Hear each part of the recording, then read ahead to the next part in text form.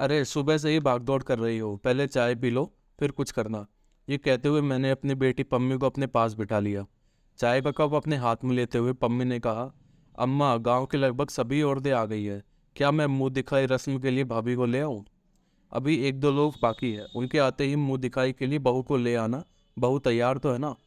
हाँ अम्मा, लेकिन बाहर की औरतों में तरह तरह की बातें चल रही है नई बहू के बारे में। ये तो होना ही था।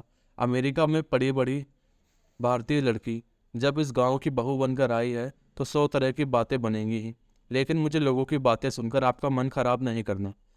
कुछ हफ्तों में बेटा और बहू वापस परदेश चले जाएंगे। ऐसे में जितना समय हम हमारे पास है वो हंसी खुशी बीत जाए, जैसा हम प्रयास करेंगे।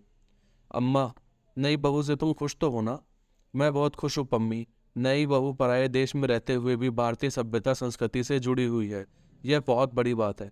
घर के सभी सदस्यों का कितना आदर करती है, उसे देखकर लगता ही नहीं इतने दूर देश से आई है। मुझे अपने बेटे की पसंद पर गर्व है।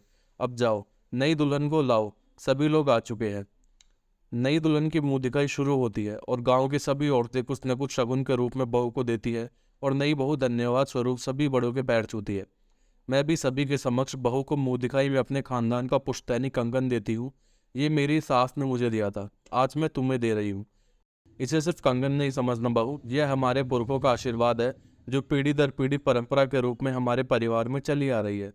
नई बहू उठकर मेरे पैर छूती है और फिर पम्मी के पास जाकर उसे एक कंगन पहनाते हुए कहती है, दीदी, अगर ये कंगन हमारे पुरखों का आशीर्वाद है तो उनका आशीर्वाद हम दोनों को मिलना चाहिए, इसलिए ये कंगन आपके पास हमेशा रहेगा और दूसरा मेरे पास। यह सुनते ही पम्मी ने नई बहू को गले लगा लिया।